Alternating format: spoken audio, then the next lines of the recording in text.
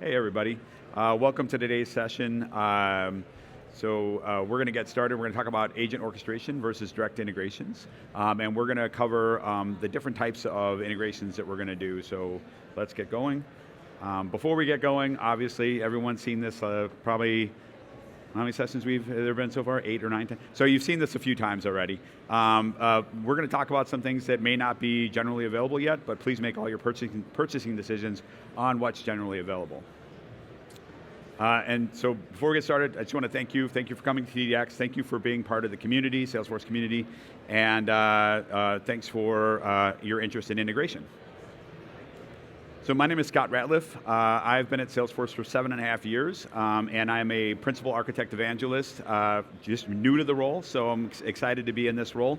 Prior to that, I was in the services community for the previous 7+ years. And PK? Hey guys, I'm Prabhakar Kumera, or PK in short. I've been part of Salesforce for the last 8 years, professional services. And I'm the technical platform owner for Services Central, which is a platform used by our professional service employees for delivering client projects. And the Catalyst Knowledge Hub. If you're from MuleSoft, probably you would know what I'm talking about. So I'm the platform owner for that too.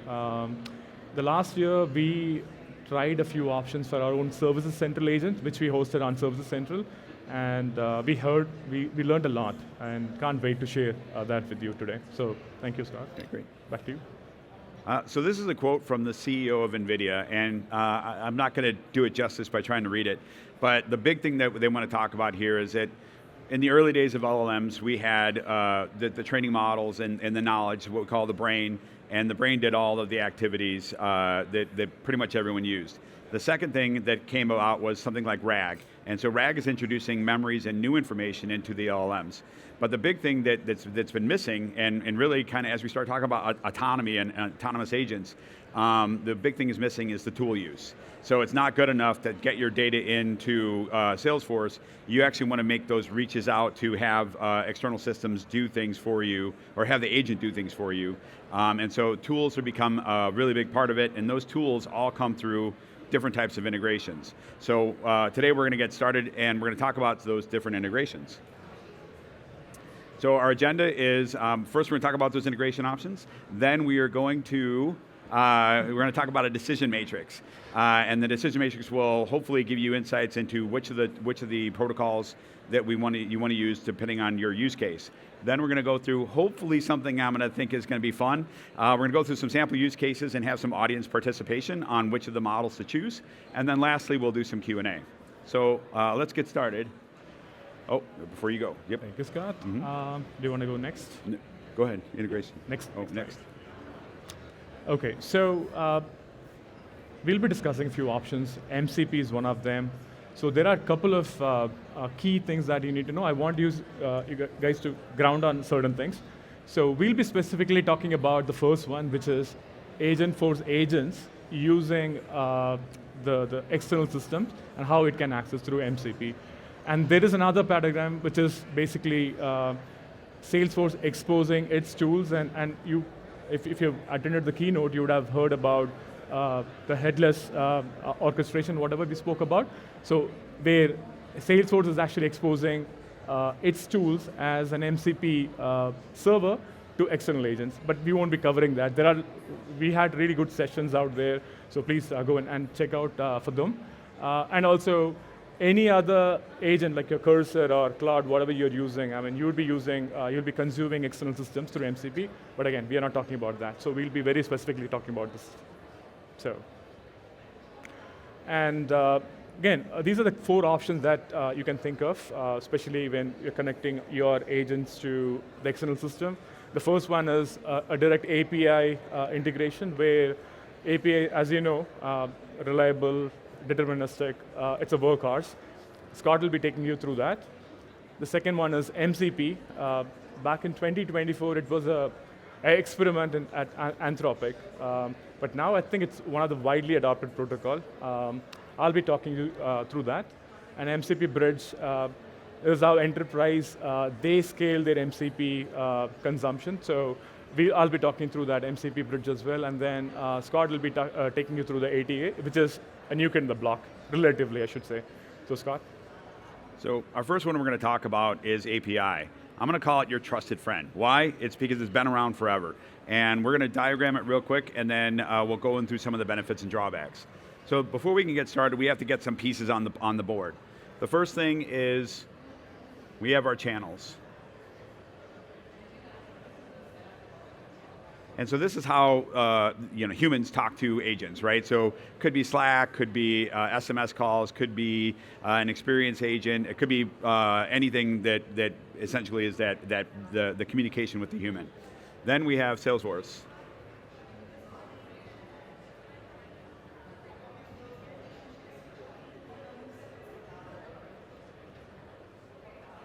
And so Salesforce is kind of the main reason why all of us are here, and so it's very important to talk about that to start. And within Salesforce, we have our agent.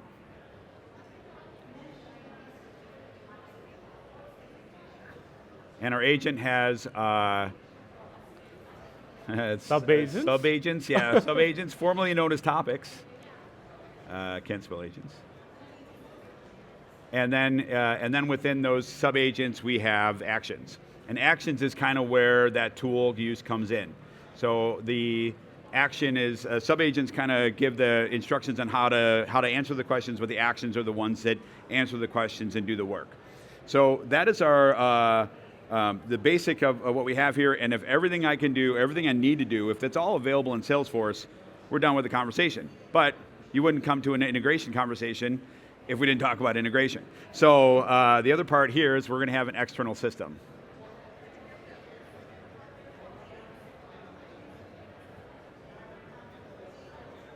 And for this first section, we have an API.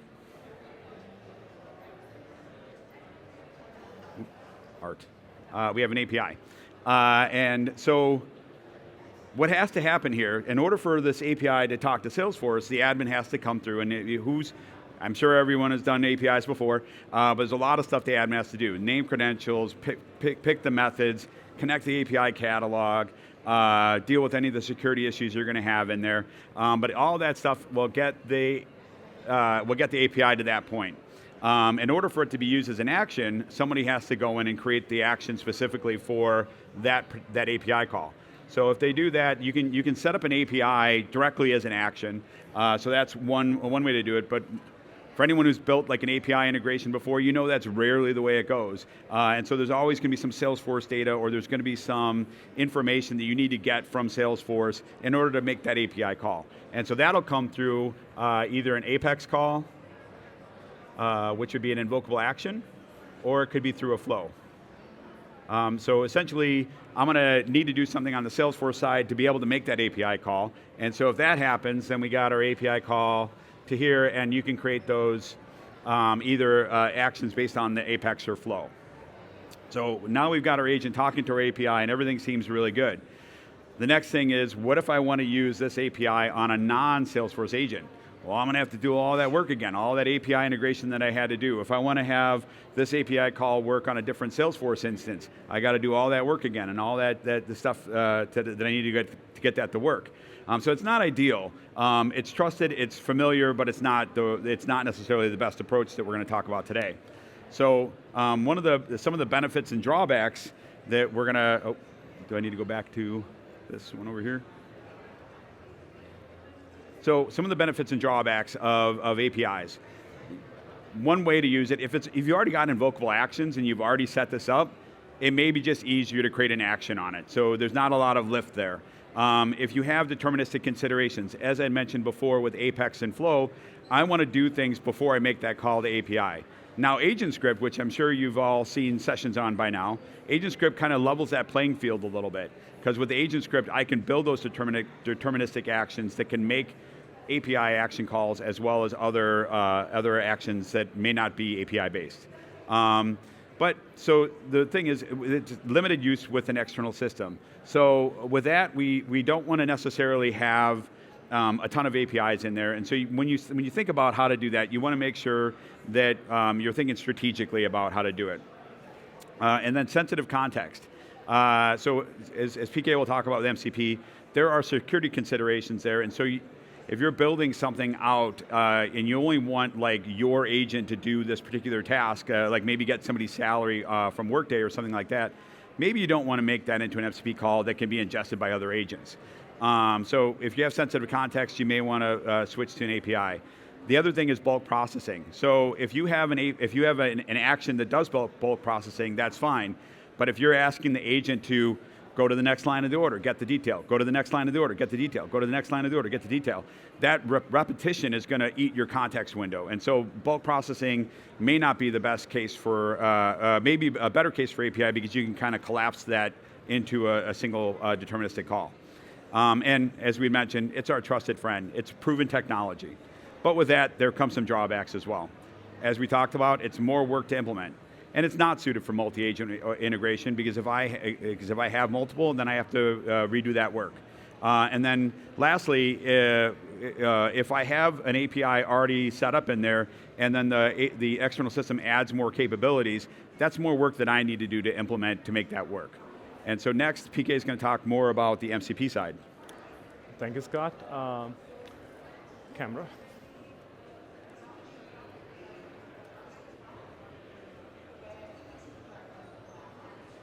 Get mad. There you go. Okay. Thank you, Scott. So these things won't change, but you guys know that Salesforce provides an MCP client as part of Salesforce ecosystem. Now, let's say your external system has an MCP server. It can actually make a direct connection to the MCP server.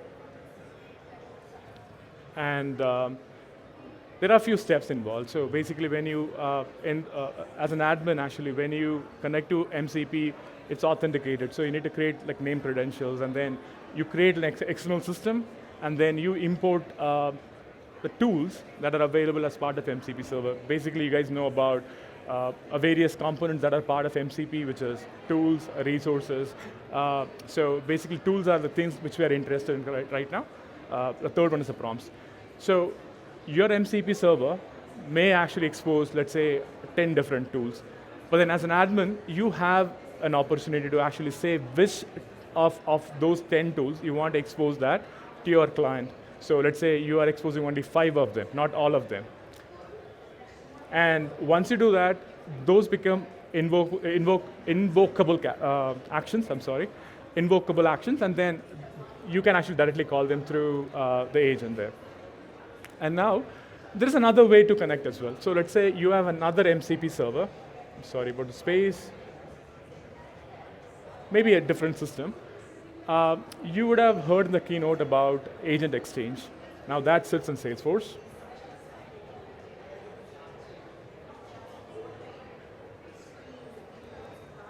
So basically, your partners and other, like for example, Atlassian, they may actually expose their MCP server on Agent Exchange. Salesforce would do all the vetting. They ensure that they're up to standards and everything. So you don't actually go searching for MCP server. Those will be exposed via your Agent Exchange. And then you can actually do the same steps. You can actually look for these MCP servers which are already available. You have a lot of agents and other things are also exposed as part of Agent Exchange. I think there is a session at 10 later today. So you should actually be, if you're interested to know about Agent Exchange, probably you can actually attend those sessions too. So yeah, you can actually expose your MCP server through that too.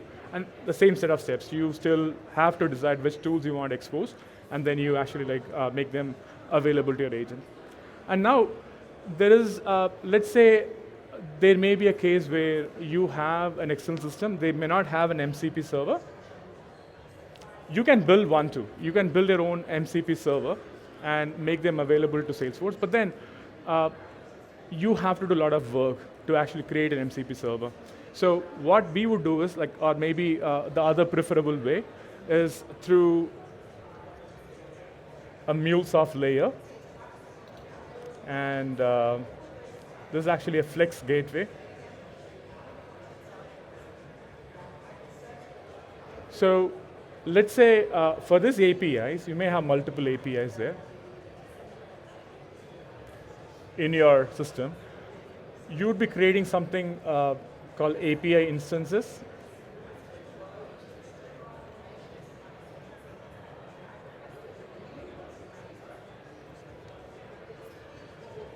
In MuleSoft, you'd be creating some sort of a gateway layer, which is called API instances, and then you can actually create an MCP bridge and pick and choose which API instances you want to expose as an MCP server to your Agentforce. Now, again, you have an option there too. So you can have multiple API, but then all these API instances are actually exposed as a single tool.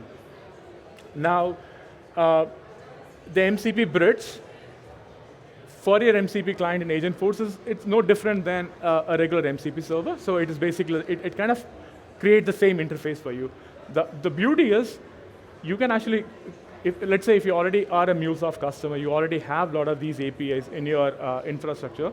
All it takes is like a few clicks for you to actually configure this MCP bridge and then expose that as an MCP server to your Agentforce and make them available to your ecosystem. So, next. With that, okay.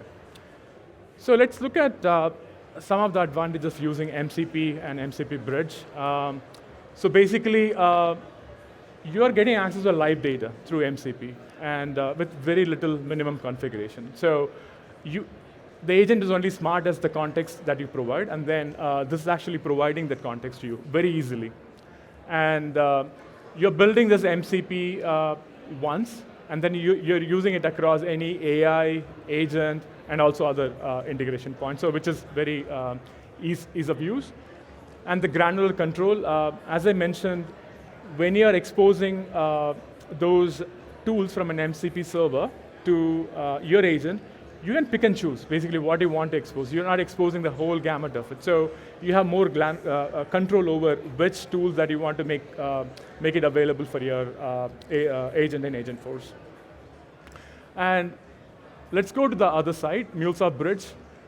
Adding to all these benefits, what you get from MuleSoft Bridge is the reuse of existing APIs. As I mentioned, some of you would have built, like let's say if you especially have a MuleSoft presence in your company, you would have already have a rich set of APIs which you invested a lot of time and money to actually build it out. So all you're doing is easily exposing that as an MCP server to your agent. So that's it kind of accelerates your journey to actually for Agentforce adoption if you already have a MuleSoft place. And lower risk, simply because you are not re-architecting anything at all. So you already, these APIs that you developed over a period of time, they are already vetted, you have security and everything in place. So there is a very little risk that is involved when actually creating, using MCP Bridge. And also, final point is, this is how enterprise scale can actually think. So think of, if you have too many MCP servers all spread across your company, it becomes very difficult actually for you to actually control, govern, and also ensure the security is in place. So having one single place using MuleSoft, or MuleSoft Bridge, I think it makes it more easier for you to actually control this sprawl and ensure that everything is funneled through MCP Bridge. You can actually put your own security guardrails and everything and control things better. So with that, Scott. Okay. Talk about NTA? Yeah. Yep, so let's talk about our last of our protocols, agent to agent. So agent to agent is a new protocol that came out. Salesforce was one of the founding members of it, and what happens is now we're talking about something completely different, because in the previous examples, the primary agent that we have here was 100% responsible for the reasoning capabilities of the actions. Now with agent to agent, if I have an external system and that external system has its own agent, I can use and it has A2A compatibility. I can make that call from the agent through here, and what it does actually is it builds out an agent card. And so that agent card has the protocols and the skills and some security aspects on there that help this agent determine what it can do. And so if you have an agent come in and you ask the question, what's the status of my order, it's going to look through, the reasoning engine is going to look through here, and if it determines the skill for getting a order status is in this card, it makes that call out to the agent. So that's a lot of how the beginning part works, but I'm sure you've heard about it here today already. We have some things called SOMA and MOMA as well. So SOMA stands for Single Org Multi-Agent. So I can have another agent sitting in my Salesforce instance that I can make agent card calls up to as well. And so that gives me some of that delegation. So if I don't have a primary agent that does all the work, I can delegate that out within the same org I'm in. Secondly, I can have another Salesforce instance. So let's say that's Sales Cloud and this is Service Cloud. I can have another instance here, and that instance could have its own agent as well. And so just like with the other two examples, this agent deals with an agent card that goes into your primary agent. So with that, now I can have whatever skills that this particular Salesforce instance controls can be adopted to our primary agent. And so as you can see here, that we can separate that call out and separate that reasoning, which reduces the context bloat on the main agent. And then going back into our slides real quick, some of the benefits and the drawbacks here. We talked about, we got the delegated reasonings, right? So we're no longer focusing on, hey, my main agent has to do all the work, and another term is monolithic agent. So we want to be able to take that context out, and I'm sure everyone's dealt with it before. The longer you spend talking to an agent, sometimes it starts to forget things you've asked it and told it. So that delegated reasoning, the A2A side only pushes the context that's relevant to that particular skill. So now you got a fresh agent that knows nothing about the conversation other than what it needs to know to execute that skill. And so that context window can be really short and not have to deal with a lot of the additional reasoning. With that, like we said, we get specialization. So now if I have an order status agent, that order status agent can focus solely on that task and do any of the skills that are associated to that. And with being able to delegate those out, we also get something called agent swarm. So now let's say customer's coming in and they want to refund an order. Well, I want to talk to the customer agent because that customer agent may have information like how much they bought with us or what their loyalty level is or whatever that is. But it also I need to go to the order agent to see if their order's within their refund window. And then lastly, I may want to go to the finance agent to see if I need to if I'm allowed to refund that order. So those three agents can communicate with each other and then present that one response back to the main agent for the answer. And so there are some drawbacks to it as well, and we'll talk more about it as we go, but the first one is if you are using that external agent in the external system, it is a black box. You don't get to see how it reasons. You don't get to see its instructions. You don't get to see how it answers its questions. You have to trust that agent is doing what it needs to do, which gives you that loss of determinism. So not only can you not put individual guardrails on that agent, you have to kind of deal with that on your primary agent. And then you can't, like, if there's multiple steps that happen on that agent, I don't get to control how that agent interacts. I don't get to see, like, does it do this first, does it do this second? And then, kind of weird to say, but now we have specialization overload, two possibilities. And a good example of that is, let's say I have a UPS, FedEx, and a DHL agent, and they all have, like, track my shipment. If I put all three of those agents in my primary agent, how does the agent know which one of those agents to talk to? So with that, you may want to rethink how you're doing those agent interactions if there's a lot of, like, context blur between each of those skills. And lastly, because it's not all in Salesforce anymore, you get this expanded attack surface. So if somebody hacks that agent in there, you don't get to see that agent's been hacked. And so what you want to make sure is that the agents you put in are trusted agents that you went through and you've tested to make sure that they're going to behave the way you want them to behave. And with that, let's go into our decision matrix. Yeah, it's easy to use the clicker. Yeah. So our first one here is, I have an external system that has its own agent with a desired skill in A2A compatibility. No brainer, it's A2A. Then I have another one here that says, I have a monolithic agent which is very complex and needs specialization. So that one is another good candidate for A2A, especially like in the SOMA world if you want that reasoning to maintain within your control. Then if I have an external system that has its own MCP server and it has the tools I'm looking for, MCP server is a good one. Then if I have integrations that are going to be used by multiple agents, if there's an MCP server, that's a good example of that. If I don't have MCP server, you could technically build your own, but if you have MCP Bridge, that's an excellent one too, because it will take and create a single MCP server based on all your different integrations. If I am a MuleSoft customer and I have APA applications already deployed, MCP Bridge is the way to go. And then a couple more here. If I have an agent that uses that requires additional orchestration or consolidation with other systems, as PK had talked about, I want to be able to nest those API calls in to have a single skill or single tool that can do the work instead of having to build individual ones out. So MCP Bridge is a good option.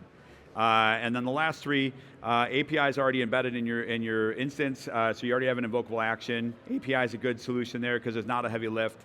If the API integration is with a single agent and has no future plans, it's another good use for API. And just to throw everybody off with their picture, there's one more. API required elevated permissions for bulk processing. So we talked about that a little bit earlier, where if I have bulk processing or sensitive information, I may want to use APIs there as well. Okay, so is everyone feeling confident about their different protocols and how to use them? Yeah, maybe you want to take a picture of this? Yeah. There'll be a quiz after this. So. Yeah, actually, we're going into a quiz right now, because we're going to play what I hope is going to be a fun game called Choose Your Protocol. So we're going to go through, we're going to have 4 different options here, and we're going to read off some use cases, and those use cases will have 4 different options. And by a show of hands, we want you to pick which option you think is the best option to do. So our first one is called Integrated Vacation Management. A customer service agent for a travel agency manages end-to-end luxury vacation packages. If the customer needs to make changes, then the agent must coordinate with specific airline partners and hotel resorts. It can also process excursion changes through the hotel concierge. Each partner maintains their own agents with specific logic and practices. So who thinks it's an API call? I think they may need a minute or something to read. All right, yeah. So. Digest. Take a moment. Okay, show of hands, API. MCP? MCP, got a couple MCPs. MCP Bridge. Got 1, 2, 3, 4, 5. Hey. And the last one is A2A. All right, those who said A2A, you're the winners on this, the first round here. And why? We can see we highlighted some of the things up there. First off, we're dealing with a customer service agent. That agent has specific airlines and hotel resorts. So I'm not dealing with like a bunch of airlines and a bunch of resorts. There's a very specialized ones for this particular resort package. And then it also has its own agent. So those, as long as I trust those agents, that is the choice I want to go. So let's go on to our second one. Yeah.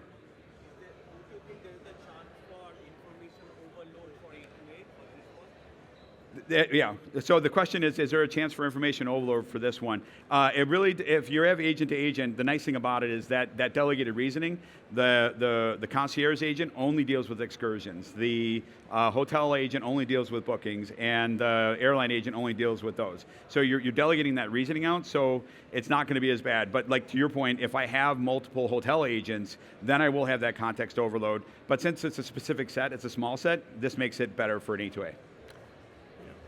All right, second one. So tax exemption filing. A customer success agent is onboarding a new nonprofit client and needs to get and store their 501 tax exempt certificate. The agent must request the PDF from the user and route a call to a 15-year-old custom-built internal tax registry application that has no planned roadmap or future updates. This task is strictly deterministic, one-way data entry, no exploration, no database or reasoning required. Watch out for those keywords. Yeah. And yeah, I kind of gave it away on the first one, right? Yeah, the keywords. All right, who thinks it's API? All right, okay, who thinks it's MCP? Nope, okay. Wow. MCP Bridge, and lastly, A2A. A2A. All right, so it is API, and you can see the reasons why are up there. The one thing to note on this one is kind of interesting is if I already have MuleSoft and that API is particularly running through a MuleSoft app, maybe MCP Bridge does become an interesting case here. But we're going to make the assumption this customer doesn't have MuleSoft. All right, and PK is going to cover the next two. Thank you, Scott. I think you've already given a clue to what other options would be. So we already ruled out 2. Anyways, so use case 3. I can't read as fast as Scott can, but still, I'll attempt. Maybe I'll give you guys some key insights. So you can think of this product management system is already available in Agent Exchange. Should be a good clue. And it's, again, it has to do reason through multiple complex attributes. I'll maybe give you a minute.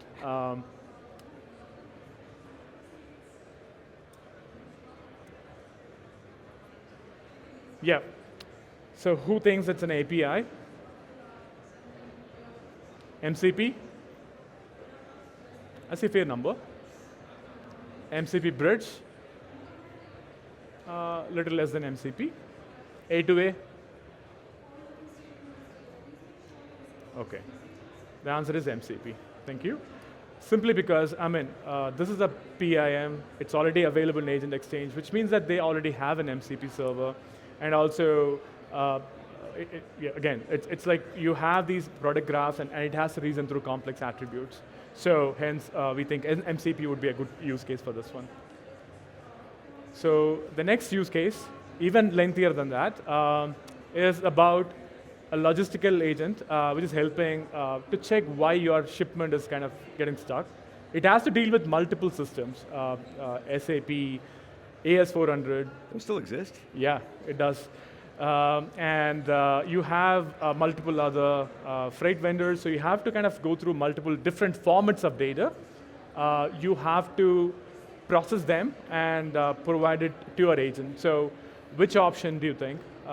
Probably a very difficult one, given we already exhausted all the other options. So any MCP? Any takers for API? MCP? MCP bridge.